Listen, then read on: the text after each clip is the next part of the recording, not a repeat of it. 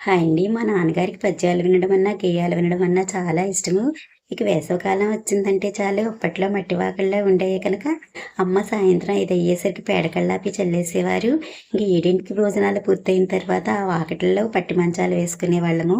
మా నాన్నగారికి కాళ్ళు నొక్కించుకునే అలవాటు కూడా ఉంది కనుక నాన్నగారు నా చేత కాళ్ళు నొక్కించుకుంటూ అప్పటికి నేను ఏ క్లాస్ చదువుతుంటే ఆ క్లాస్‌లో ఉన్న తెలుగు పద్యాలు, గేయాలు నన్ను చెప్పమనేవారు.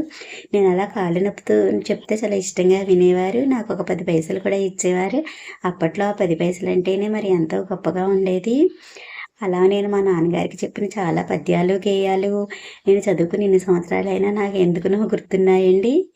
అంటే అంత మెమరీ పవరే మిగతా విషయాల్లో ఏమీ లేదు కానీ, ఇవైతే మరి మా నాన్నగారికి అస్తమానం చెప్పడం వల్లనో ఏంటో నాకు బాగా గుర్తున్నాయండి. అలా మాకు 10థ్‌లో చాటు పద్యాలని ఉండేవి. చాటువులు అంటే పద్యాలలో కాస్త నవ్వించేందుకు సరదాగా ఉన్న పద్యాలనమాట అండి. అవే ఎక్కువగా చెప్పించుకునేవారు.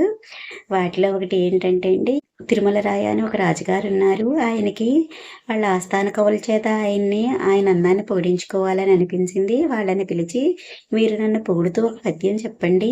అలా అని అది వాస్తవికంగా ఉండాలి. నాకు లేని అందాన్ని ఆపాదించొద్దు. నేను వాస్తవికంగా ఎలా ఉన్నానో అలాగే నన్ను పొగుడుతూ పద్యం చెప్పమన్నారు." అయితే రాజులకు ఆగ్రహం వచ్చినా కష్టమే, అనుగ్రహం వచ్చినా కష్టమే కదండీ!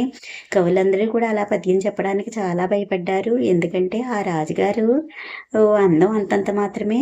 పోనీ అలా అని కళ్ళు 2 కూడా లేవండి. ఒక కన్నే ఉంది. ఏమని చెప్పాలా అని అందరూ ఆలోచిస్తుంటే ఒక కవిగారు మాత్రం ధైర్యంగా ముందడుగు వేసి అన్నాతి గూఢహరుడవే అన్నాతి నిగూఢనప్పుడసుర గురుడవే అన్నా తిరుమలరాయ కన్నొక్కటి మిగిలెగాని కౌరవపతివే అని చెప్పారు. అంటే నువ్వు నీ భార్య పక్కనుంటే కనుక సాక్షాత్తు శివుడితో సమానం. నీ భార్య 2 కళ్ళు, నీ ఒక్క కన్ను కలిపి అలా నీ భార్య పక్కన లేనప్పుడు ఒక కన్నే ఉంటుంది కనుక రాక్షస గురువు శుక్రాచార్యుడితో సమానము. ఆ కన్నొకటి ఉంది గానీ అది కూడా లేకపోతే నువ్వు సాక్షాత్తు కౌరవుల తండ్రి ధృతరాష్ట్రుడు అంతటి వాడితో సమానము అని చెప్పారు. నిజంగా మరి ఆ పద్యం మెచ్చి రాజుగారైతే ఏమిచ్చారో కవికి తెలియదు కానీ, మా నాన్నగారైతే మాత్రం నాకు చక్కగా 10 పైసలు ఇచ్చారు.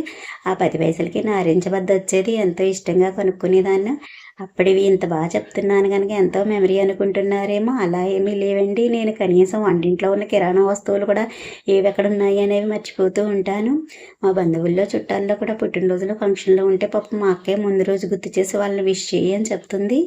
అంత గుర్తుండదు నాకు. కానీ ఇవన్నీ ఏంటో మా నాన్నగారికి చెప్పడం వల్ల ఏంటో మాత్రం కొన్ని పద్యాలు, గేయాలు మాత్రం చాలా గుర్తున్నాయండి.